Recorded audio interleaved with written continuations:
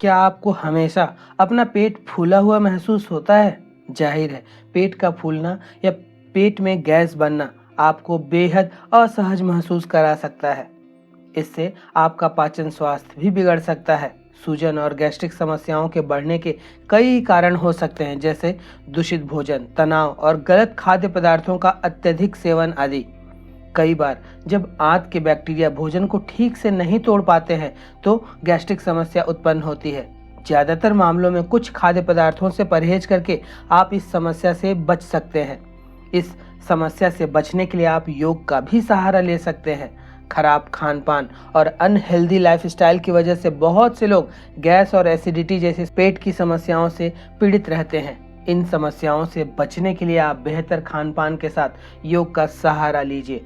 भारत में एक बहुत पुरानी कहावत है कि अगर मस्तिष्क और पेट स्वस्थ है तो वह आदमी धनी है। मतलब जब मन शांत हो व पेट में कोई भी बीमारी ना हो तो वही व्यक्ति तंदुरुस्त या फिट या शांत हो सकता है। वास्तव में दोनों एक दूसरे से जुड़े हुए हैं। दिमाग को शांत रखने के लिए यह जरूरी है कि हमारा पाचन तंत्र मजबूत बना रहे। पेट की समस्याओं से, गैस और कब्ज से छुटकारा पाने के लिए योग एक सही इलाज है जो आपके मन को भी शांत करता है और आपके पेट को भी शांत बनाए रखता है। आज हम आपको विपरीत अर्थ पवन मुक्तासन के बारे में विस्तृत रूप से बताने जा रहे हैं, जिसका नियमित अभ्यास आपके शरीर के लिए बेहद लाभदायक है।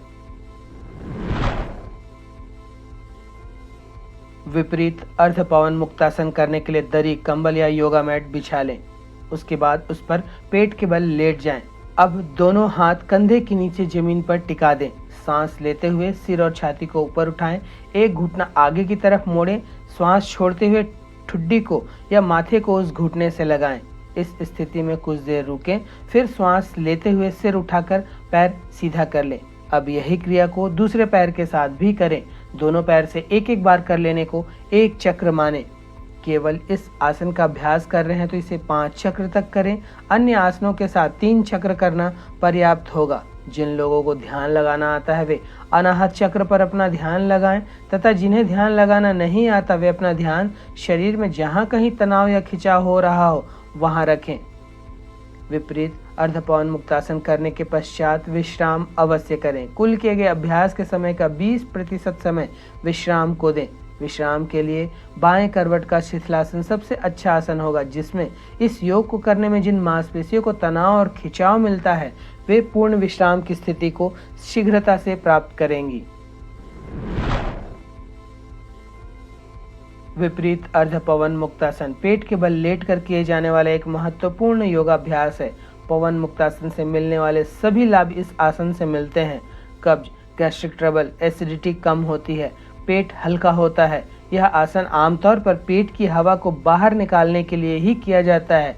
शरीर के अंदर जमा अशुद्धियों को बाहर करने में यह आसन बहुत फायदेमंद होता है। यह रीढ़ की हड्डी को भी ढीला बनाता है। गैस बनने से संबंधित पेट की समस्याओं में सुधार लाता है। यौन स्वास्थ्य को बढ़ावा देता है। पेट की चर्बी कम करने के लिए भी सबसे अच्छे आसनों में से एक है। कमर दर्द, साइटिका, हृदय रोग, गठिया में भी यह लाभदायक है। मेरुदंड और कमर के निचले हिस्से में मौजूद तनाव दूर होता है, रक्त परिसंचरण को बढ़ाता है और पीठ व कूल्हे के जोड़ के हिस्से को तनाव मुक्त करता है।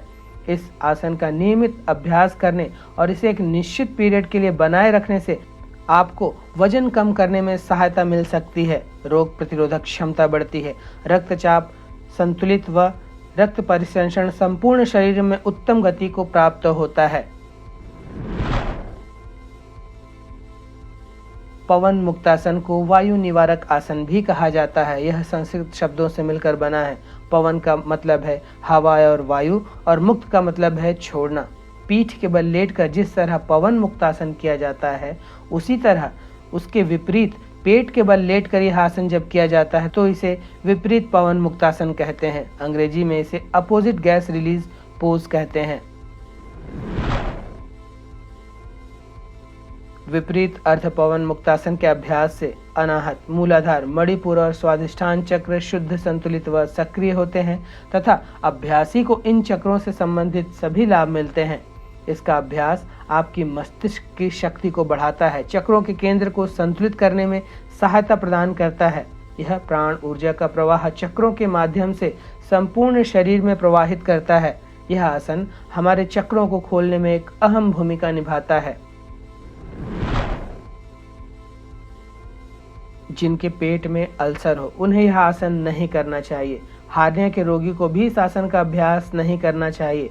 जिन्हें उच्च रक्तचाप की समस्या अधिक हो या चक्कर आते हों उन्हें यह आसन करने से बचना चाहिए। रीढ़ की हड्डी में दर्द होने की दशा में भी यह आसन को न करें। नितंब के गंभीर रोगी इसके अभ्यास से बचें। कमर में गंभीर दर्द होने की दशा में भी इसके अभ्यास से परहेज करें।